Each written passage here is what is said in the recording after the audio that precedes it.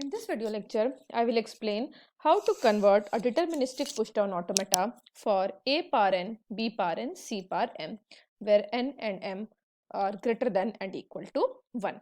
So here we are saying the language is A power n, B power n, C power m for n and m greater than and equal to 1.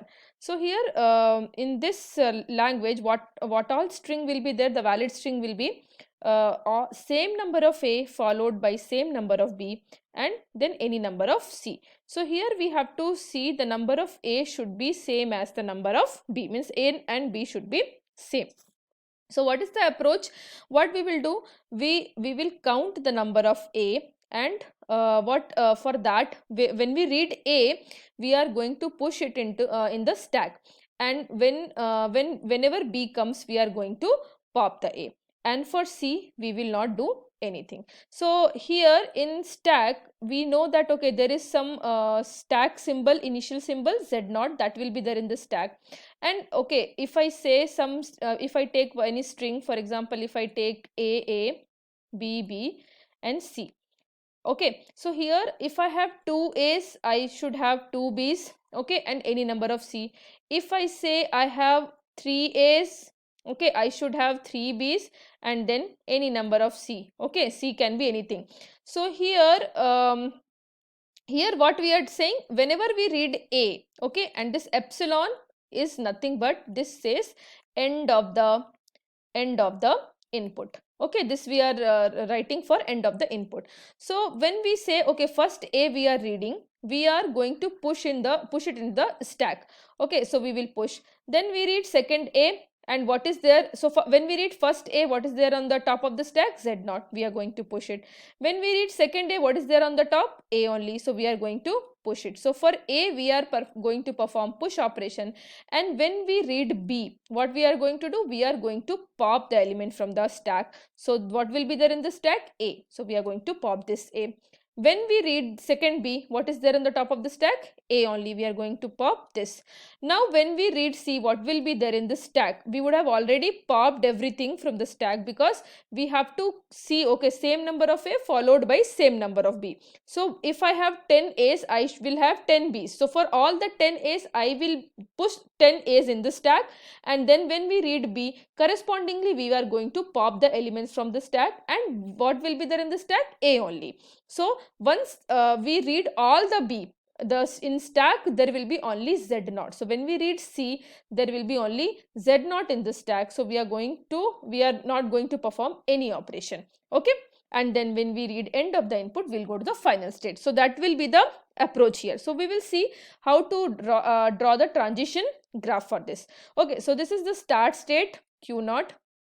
Okay, so when we read A, first input A, what is there in the stack top? Z. So AZ means we are going to push A onto the stack. When we read the second A, then the top of the stack will be, definitely we would have inserted one A, so the top of the stack will be A only. When we read the second A, the top of the stack will be A only. We are going to push that onto the stack, and there is a self loop on Q0. So any number of A I read, I'll keep pushing it onto the stack. So this transition delta of Q0 A comma A is equal to Q0 AA will take care of any number of A. This will take care of any number of A.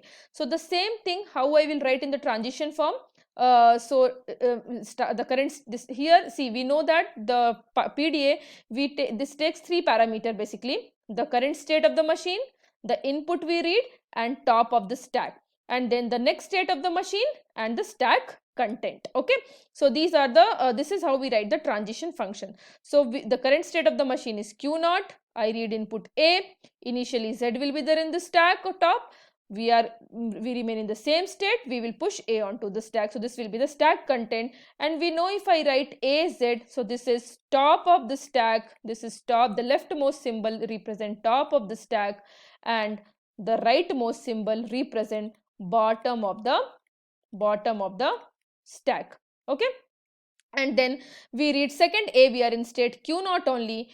Top of the stack will be definitely A, because we have already inserted one A. So what we are going to do, we are going to push A onto the stack. So this second transition will take care of any number of A.